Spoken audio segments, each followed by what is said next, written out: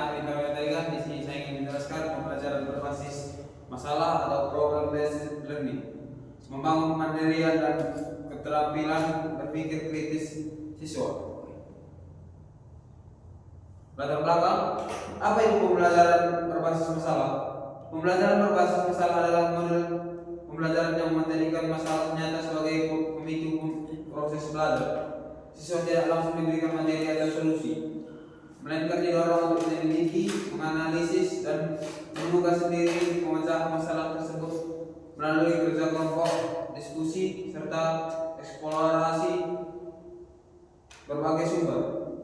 Dengan pendekatan ini, siswa menjadi subjek aktif dalam belajar, sementara guru berperan sebagai fasilitator proses pembelajaran. Rumusan masalah. Beberapa ciri khas PBL antara lain: permasalahan dunia nyata digunakan sebagai dasar kegiatan belajar. 2. Belajar bersifat kolaboratif, siswa bekerja dalam kelompok. 3. Pembelajaran mandiri, siswa mencari informasi dari berbagai sumber. 4. Guru berperan sebagai pembimbing, bukan pengajar utama. 5. Hasil belajar menekankan pada proses berpikir dan pemecahan masalah, bukan sekedar jawaban benar atau salah.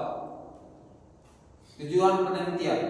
Tujuan dari penerapan model ini antara lain: 1. Mengembangkan kemampuan siswa dalam berpikir kritis, logis, dan reflektif. 2. Mendorong keterlibatan aktif siswa dalam berproses pembelajaran. 3. Melatih kemampuan bekerja sama, berkomunikasi, dan bernegosiasi. 4. Meningkatkan kemampuan mengambil keputusan berdasarkan analisis informasi. 5. Membentuk karakter pembelajaran semacam hayat yang mandiri dan bertanggung jawab. Langkah sistematis PBL. 1. Orientasi pada masalah. Siswa dikenalkan pada situasi masalahnya nyata yang kompleks. 2. Pengumpulan informasi. Siswa mengumpulkan data dari berbagai sumber untuk memahami masalah. 3. Analisis masalah dan identifikasi permasalahan utama. Siswa berdiskusi untuk memahami akar masalah dan dampaknya.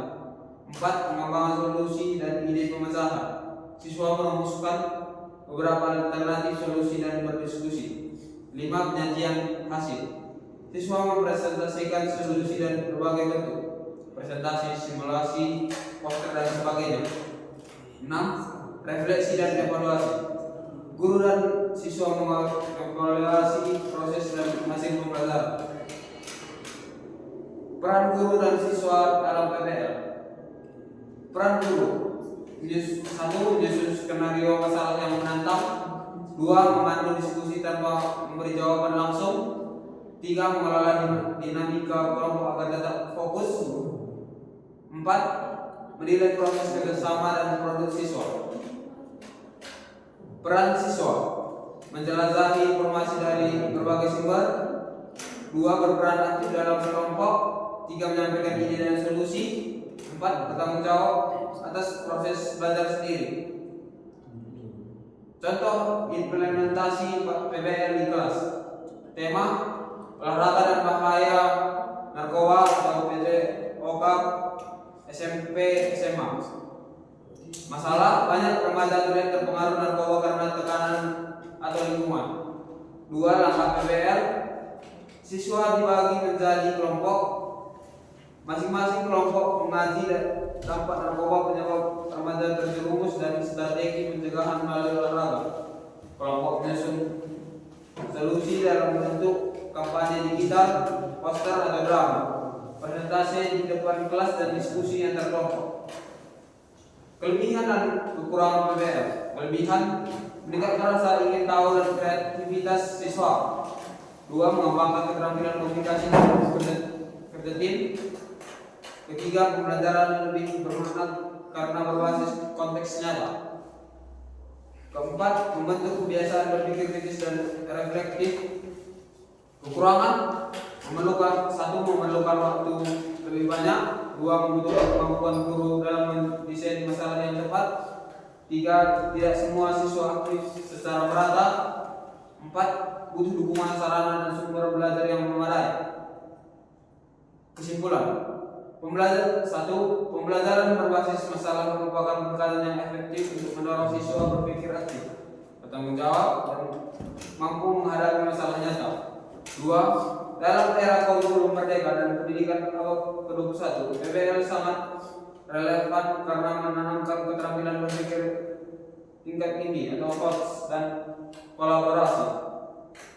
Ketiga, meski memiliki tantangan, PBL mampu menciptakan suasana belajar yang menarik, bermakna, dan menyenangkan jika diterapkan dengan tepat.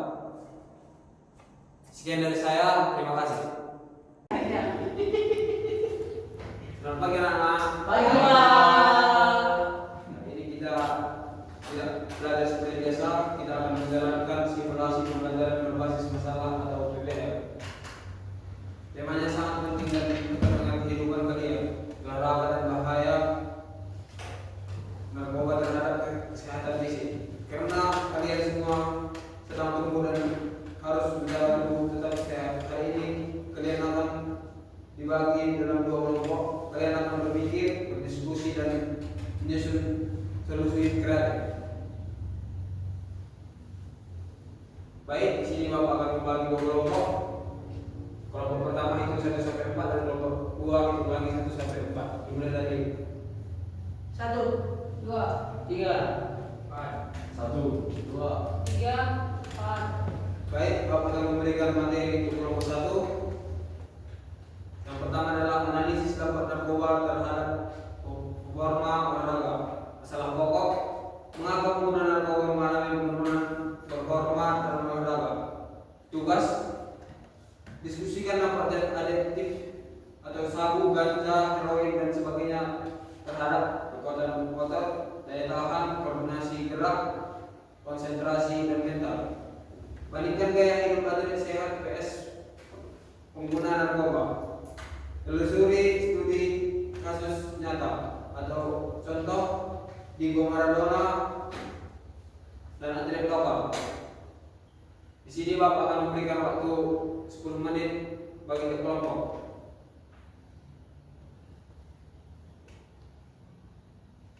Dan kelompok 2 adalah strategi pencegahan narkoba melalui aktivitas olahraga di sekolah.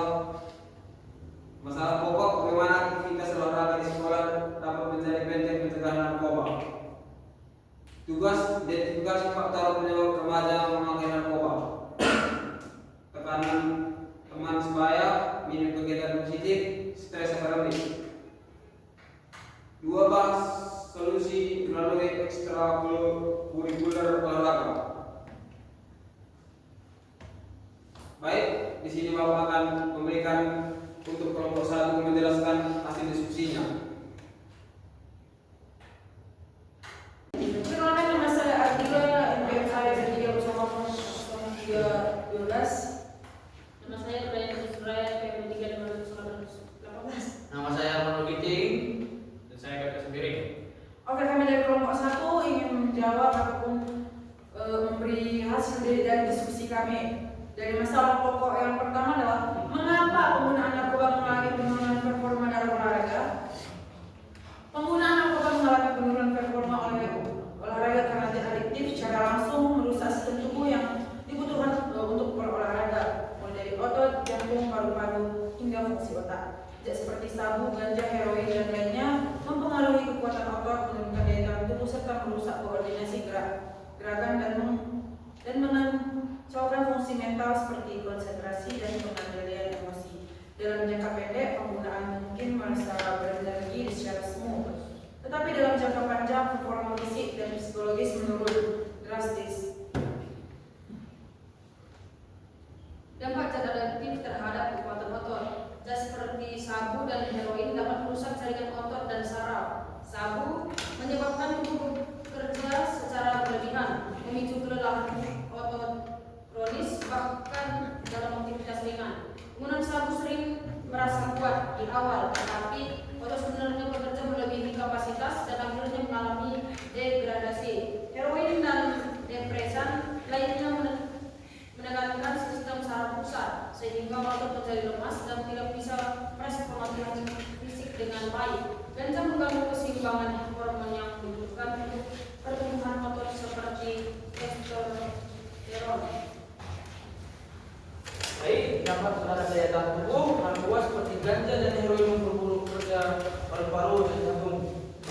tidak mampu menjaga fungsikan secara optimal yang menyebabkan tubuh cepat lelah, jantung pengguna narkoba pun rentan mengalami aritmia dan gangguan detak jantung sehingga daya tahan tubuh sangat rendah. Dalam olahraga, daya tahan sangat penting untuk mempertahankan performa dan durasi lama. Atlet yang menggunakan narkoba cenderung dapat kehabisan nafas, sulit mengikuti ritme latihan, dan rentan pingsan atau cedera. Dampak terhadap koordinasi gerak. Koordinasi gerak adalah kemampuan tubuh untuk mengatur kecepatan secara cepat dalam bergerak. Ganda dan heroin mengaruhi sistem motorik pusat, menyebabkan gerakan menjadi lambat atau tidak sinkron. Penggunaan sapu dan juga kawasan dan mengalami tremor atau putaran tubuh tidak terkendali.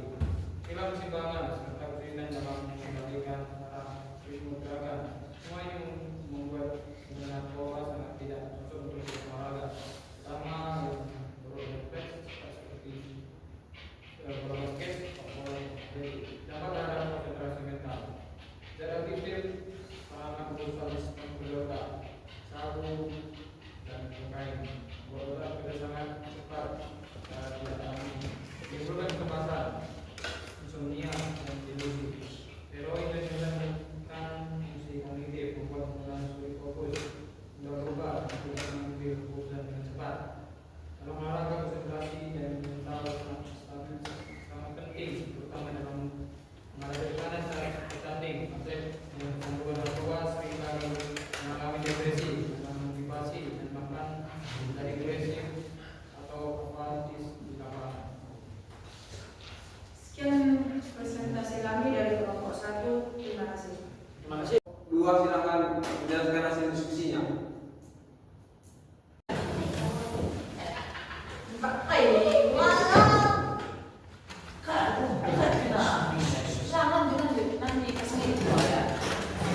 Paling nanti yang ini yang susah ya.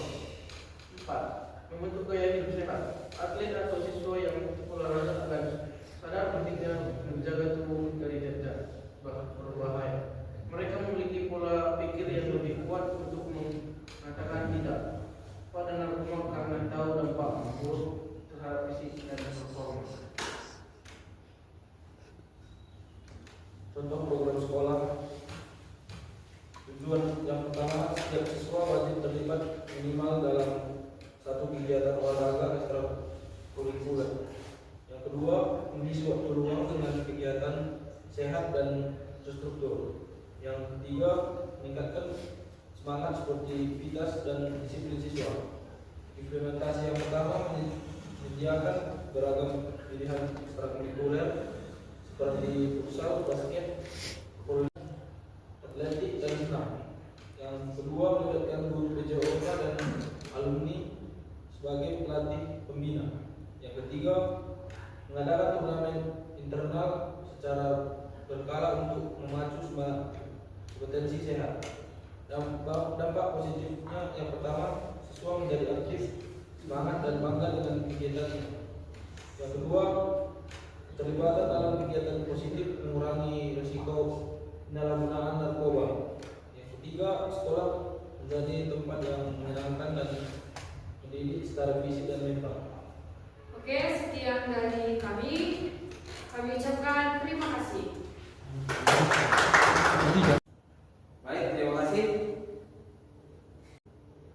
Di sini Bapak akan memberikan kesimpulan untuk kelompok 1. Penggunaan narkoba memiliki dampak serius terhadap performa atlet dalam semua aspek, melalui dari fisik hingga psikologi. Olahraga membentuk tubuh dan pikiran yang optimal, dan narkoba adalah musuh utama bagi keduanya. Remaja dan anak muda harus disadarkan bahwa narkoba bukan hanya merusak kesehatan, tetapi juga merenggut masa depan dan mimpi mereka. Oleh karena itu, gaya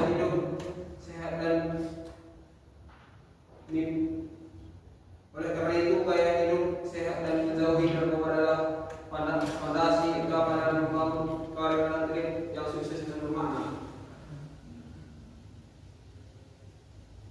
Kesimpulan untuk kelompok 2, aktivitas olahraga di sekolah memiliki peran strategis dalam mencegah penyalahgunaan narkoba dengan mengidentifikasi faktor penyebab seperti tekanan, pergaulan, kurangnya kegiatan positif, dan stres akademik. Kita bisa merancang solusi nyata melalui program olahraga yang menarik dan mendidik.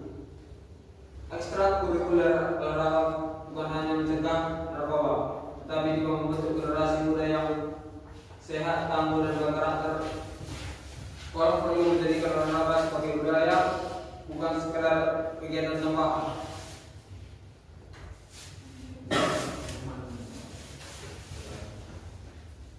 Baik anak-anak, setelah kita menyaksikan presentasi masing-masing kelompok, kita bisa memberikan beberapa kesimpulan penting dari kegiatan hari ini.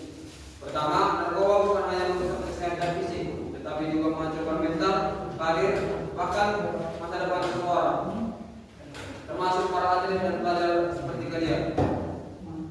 Kedua, kita belajar bahwa olahraga bukan sekedar aktivitas fisik, tetapi juga gaya hidup yang bisa menjadi benteng perlindungan dari pengaruh buruk narkoba. Dengan aktif bergerak, terlibat dalam kegiatan positif, dan menjaga lingkungan pertemanan yang sehat, kalian sudah memilih jalan yang benar. Ketiga, melalui pembelajaran ini, kalian telah menunjukkan kemampuan berpikir kritis, bekerja sama, dan menemukan solusi nyata dalam membentuk program, poster, video, dan drama. Ini membuktikan bahwa kalian adalah generasi sadar, peduli, dan kuat menghadapi tantangan zaman. Dan terakhir, ingatlah baik-baik, tubuh sehat tanpa narkoba adalah prestasi maksimal. Jadikanlah olahraga sebagai sahabat dan jauhi narkoba sebagai musuh. Sekian untuk hari ini. Terima kasih.